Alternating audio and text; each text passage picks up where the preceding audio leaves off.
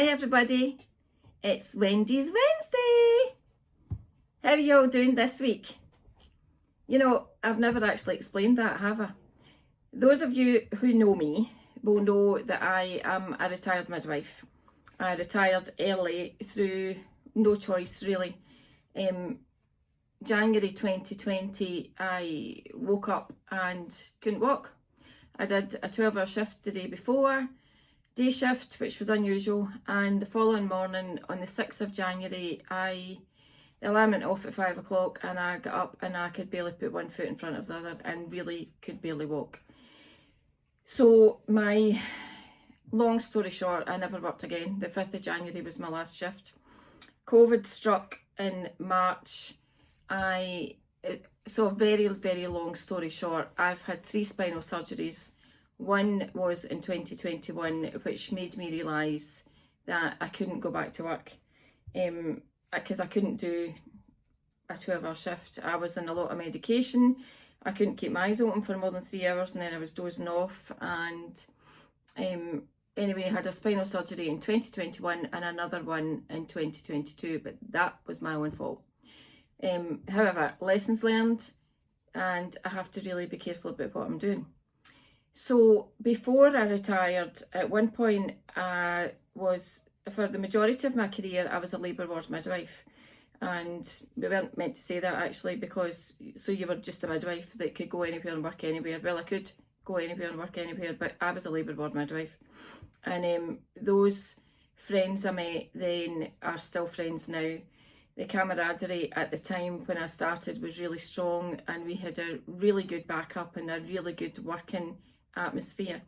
I also enjoyed working in maternity theatre, and involved in that was recovery, which is next to maternity theatre. Now in recovery you get 1 or 2 patients in the morning for the morning slots for caesarean sections, for elective caesarean sections that is, and you could be allocated to recovery, or you could be in theatre, or you could be receiving babies, or you could be scrubbed, or you could be flooring. You could, lots of different jobs and lots of different days. And some of you won't know what all that means, but what I'm about to tell you, most of you should be able to relate to, whether it's maternity or anywhere really, anywhere actually in any subject. So at one point in time, I worked for a couple of years just in theatre, and that was recovering from being off with my back in 2014. And when instead of bending over delivering babies, I was in theatre and in recovery where I could sit down as needed, or most of the time, not always in theatre, but anyway, it was easier on me. So in the morning, I would come into recovery, always in at work early, and I would come in and the patients would have, that were for the morning caesarean sections, would already be in.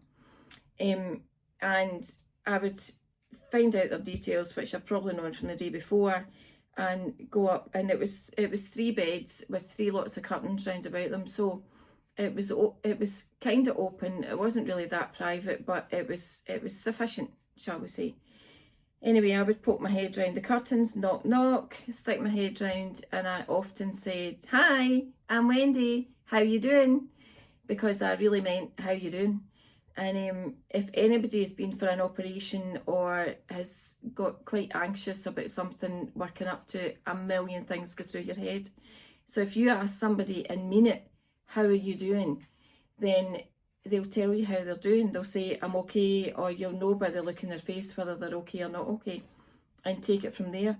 But when they're getting a friendly greeting, you've got a smile on your face, and you're interested in how they are. And in patient-led and centred care, you need to be interested in your patients. So when I come on here on a Wednesday night from now on and I say, "How you doing?" I mean it. How are you doing? And if you need time to reflect for a minute or 2 about how you're doing, then do that. You can do that just for a moment or 2 any time of the day. And if you need to do that, then turn off YouTube and then come back on when you're ready to think how you're doing. And hopefully before this programme ends, is it a programme? See, now we've had a video, we've had an episode with a programme, and people call it a vlog. I mean, what's a vlog? A vlog Anyway, somebody tell me what it's meant to be. And because I'll just keep saying the wrong thing till somebody tells me the right thing. And then, even if they do, I might not like it and say the wrong thing anyway. Anyway, what's been happening since last week? Well, I did go away with my girls, and before I went away on Friday, we were just away Friday afternoon till Sunday afternoon, and it's been mayhem since, and before. But before I went away on the Thursday, remember I said last week I was going to try and do a Kantha quilt? Well, 1, never made a Kantha quilt before. 2, I wanted to do it in blues, and I wanted to do it in my South African fabric. And 3, I have never hand sewn anything. So when I was away to Dunoon with Anne the week before, and we went into that fabulous wee shop called Ginty and Ba, I asked the girl about hand sewn needles, because I did know, there's that phone. Right, wait a minute, we'll just shut it up. Silent. Right, so before I went to Ginty and Ba, I knew that I needed to get long needles, long hand sewn needles. So when I asked her about them, lo and behold, well, they're not just finished the day before, but what she did give me was Millward long darning needles, which I got here. So I picked the biggest one, not knowing whether this was okay or not. And remember, I also got very thick thread, which wasn't suitable for the week before. But lo and behold, it was very suitable last week. So on Thursday, I went and got my South African fabric. It was really kind of hard, firm. I don't know whether it was really heavily starched or what, but I started cutting out, I can't even remember now, I think 7 by 5 inch squares. Rectangles, and I started cutting out blues, lots of blues, and how they ended up together I don't know, but it was random. So when random's random, it stays random. And then I thought a wee bit of orange to brighten it up, a wee bit of purple and some green, yes, green, note, lots of green everybody, and pink obviously. And then I had muslin, which I'd already bought. So I think the idea of a Kantha quilt, that's got another name but it slipped me, is it's meant to be dead soft. So this is dead soft. It doesn't have a wadding in the middle, but what it does have is another thin lining. Now I found this paisley pattern yardage, don't know how much yards in it, maybe 2 or 3 meters, but I realistically will never ever use that. I'm not a fan of paisley pattern. I'm actually not a fan of things like what everybody likes. So lots of folk like paisley, nah, I'm not into it. Or lots of folk like Bradley bags, not because everybody else likes them, I don't, because they're dead common. And, or are they? Anyway, what else is there? There was something else. Yeah, Rennie Mackintosh. Everybody likes Rennie Mackintosh and went through a phase of that, but no, me. So, you'll gather I like to be a bit different. So being a bit different, we put the paisley pattern in here. So we've got, this is a double lining of muslin.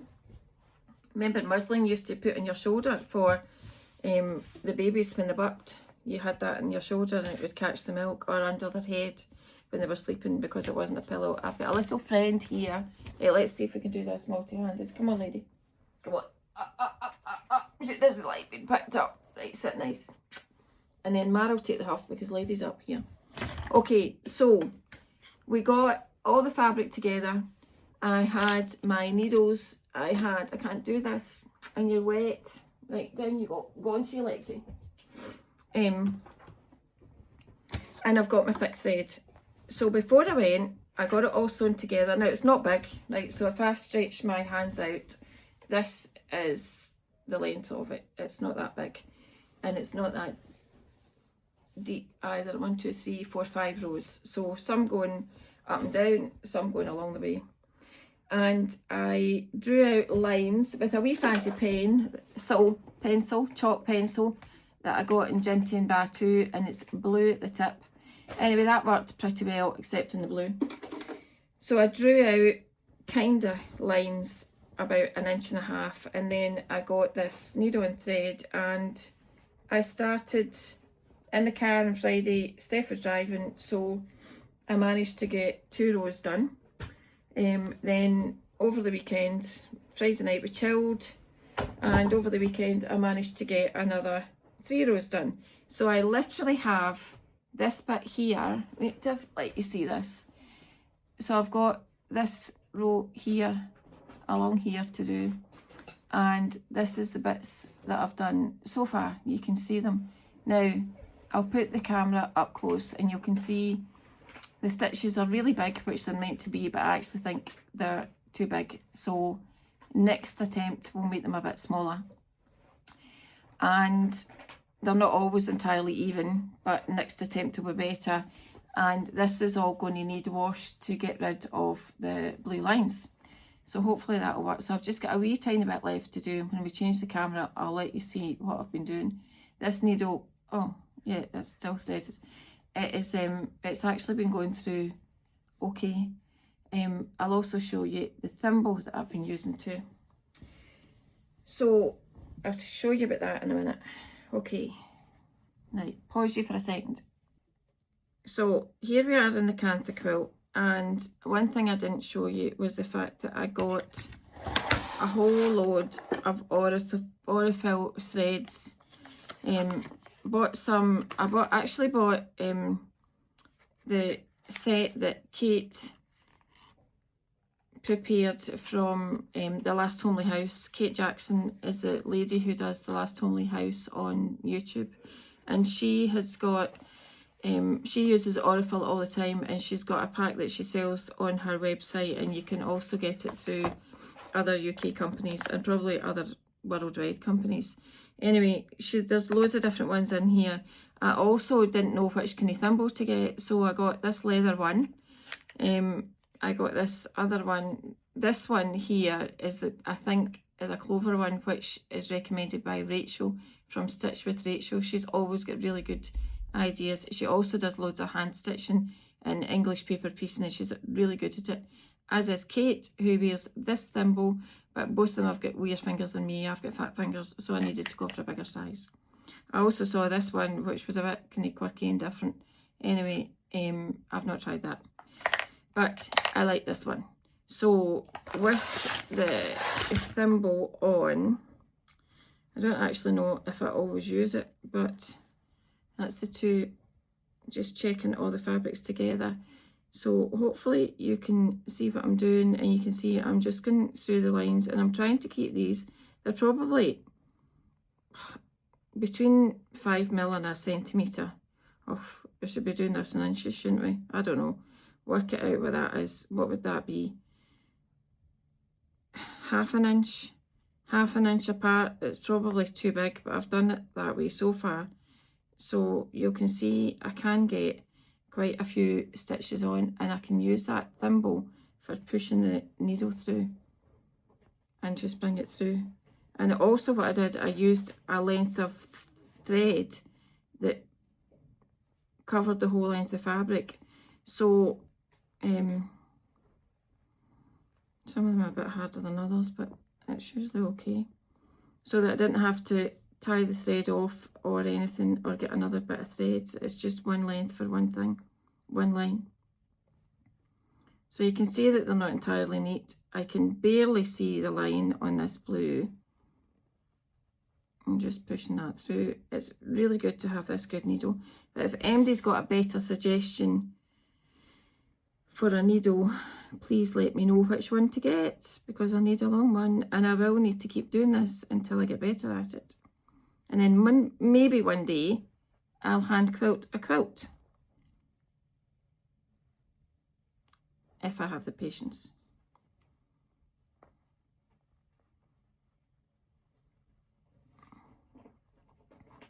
See, I'm off the line.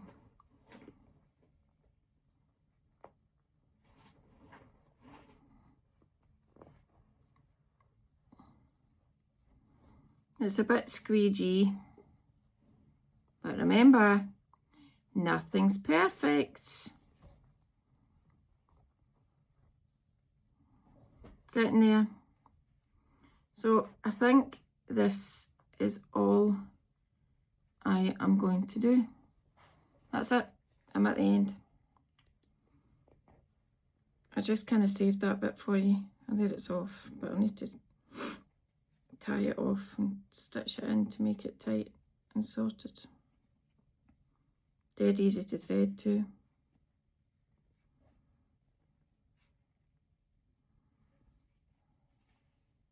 That does get in the way at times.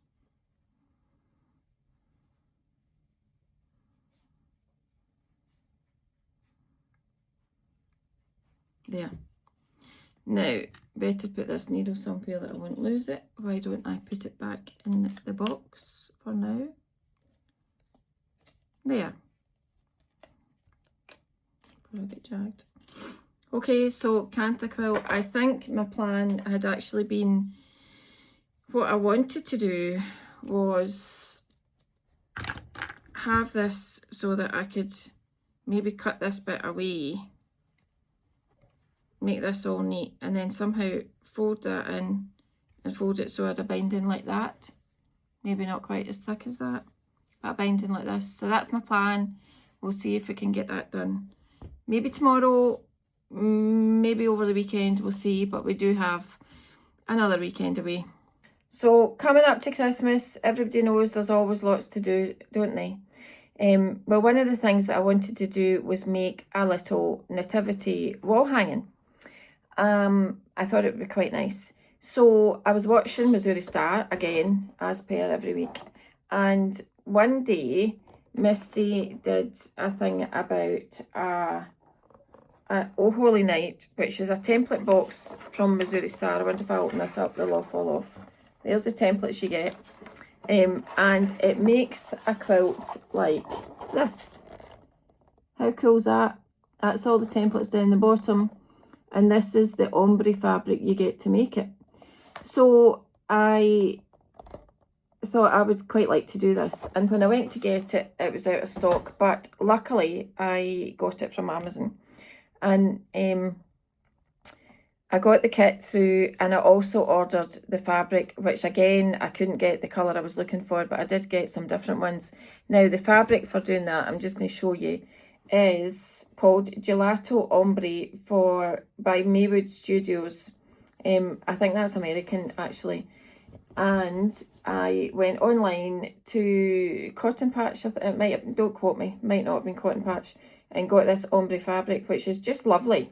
So I got 3 different colours so that I could decide which colour to do, and I actually quite like that one, but I cut the other one out. Anyway, and I thought I would give it a wee shot. So with the templates, oh boy, look, I've messed it up. With the templates, I got black fabric, and I got this Heat and Bond Ultra Hold in a 4.6 metres, and I think I got that from Amazon too. Anyway, you cut that off, you put it against, you iron a big square of it onto black fabric, you then put the templates on the white side and draw around the templates, and then you cut them out. You peel the back off and you put it onto your prepared backing, and that gives you the lovely wall hanging that you see here. Now I can show you some of it, but this is work in progress. Because it's been a busy week, I've not got that far on it, and now I've lost a square. I think it's probably on the floor. Anyway, let's look at this. Here are a couple of the templates already cut out. There's Baby Jesus, Mary, and the star. You can see where this is going. One other wee thing just to touch on, hopefully, and I don't yap too long. It's not quilting related, but it's very much women centred related.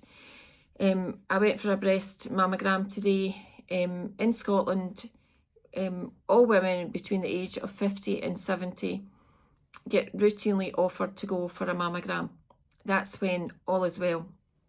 So you get an invite every 3 years to go along when the breast screening caravan comes to your area, and it's in our area just now. So lots of my friends have got invites to go along, and my turn was today. One of my friends said it's a bit like a breast slammer, and at first I wasn't sure what she was talking about, and then it dawned on me. But was it like a breast slammer? Well, it doesn't slam in your breast, but it does kind of, it is a bit tight in your breast. However, it wasn't that sore. Realistically, it's not that sore. And one way you get through things that are a bit out your comfort zone is distraction therapy. So when I was in there today, the lady was lovely, and she had some nice pictures up on the wall behind the mammogram machine. Not even sure what it's called. And if you just look at that for a second or two, distraction takes your mind off it. They're very reassuring, but I've found throughout my life distraction therapy is really good at anything, really. If you're in labour pain, if you are walking into the sea, like my daft friend got me doing, albeit it was the 21st of June and it was summer solstice, and we were all a group of women, maybe about 20, after some yoga, which I can't really do, on the beach. We walked into the sea and everybody was saying, come on, take your hand. And I thought, oh my God, I can't do this. And so I said, no, just go on, I'll come in myself. And there was guys in jet skis round about, you know, in Ayrshire on the Atlantic Ocean. And the water was absolutely Baltic. And I thought to myself, I can't go in this, I can't. And I thought, what do you mean you can't? Of course you can. You can do anything. So I started going in and I looked up at the sun. It was a lovely night and I thought, it's just like Mallorca. And the water is warm and the jet skis are going by, and they were going by splashing up freezing cold waves. But no, it was like Mallorca and it was nice. So I just used distraction therapy. And distraction therapy works with loads of things. Getting a mammogram, walking into the sea, whatever. So mammograms. If you're the age of between 50 and 70, please, please, please go for your routine mammogram. Anybody that knows me knows that I feel really strongly about breast cancer, and we do a lot every year for breast cancer fundraising, etc., for the breast cancer charity. Breast screening won't reduce your chance of getting cancer if you're going to get it, but what it will do is pick up small cancers that you can't see or you can't feel or you don't know that are there, expectedly, unexpectedly, whatever. But you should really go and get it done because it does save lives. And if breast cancer is caught early, no matter who gets it, if it's caught early, you've got a better chance in your life being saved than if it's caught too late. Okay, that's about breast cancer. That's the wee health promotion bit. So, but I've got something else, last thing to tell you, and it's about fabric and it's not about quilting, and I need to let you see it. So when Neil and I got together, Neil did a washing and he shrunk something, and I was like, that's it, never again are you doing any washing. So he never has again, which is fine because I like the washing all separated, I like it on at the right temperature, etc. And you'll see I've got some new jumpers. I've got some jumpers from Sea Salt. I've got a blue one. I've got two stripy ones actually. And I had a stripy green one. Green again. I had a stripy green one and I had a stripy blue one, which I really like. And I just happened to have had it on the last two videos. But wait till you see this. You know how everybody makes a mistake now and again? Well, here is my good Sea Salt jumper. Isn't it lovely? Well, what on earth am I going to do with this? Now, I haven't showed it to the boss because he doesn't know I've made a mistake with my good jumper. But we all make mistakes. And you can see how much it's shrunk. See if I put the shoulder to the shoulder, you can see my wee short arm. Apart from the fact this will not go up my arm, it will barely go over my hand, never mind up my arm. So what am I going to do with it? Now, years ago, I had an old jumper that I really liked, purple jumper, and I cut it to bits because it was done, and I wrapped it round a bin, and that bin's still in my room. Wrapped it round about, made a wee quirky bit on it. In fact, I think it had 2 buttons on it, and that was the wee square quirky bit, and I sewed it on. So I have been gathering up bits of boxes. And oh, and I've even got some fabric in this one. So here's, I think flowers came in that actually. Anyway, I've got that. I've got this one which can get taken to bits. That will never fit a jumper or work with wool. Here's another one, a T1. And there's this flowers came in this one, that's what it was. So I was wondering, the wee bits of fabric will do the wee boxes. Here is nice bamboo socks. They've not been shrunk. But I thought I would do, again, Kate Jackson did this last year, the year before. And she cut up some Liberty fabric and put it onto boxes. So since then I've kind of collected boxes and I've been trying to tidy up this craft room.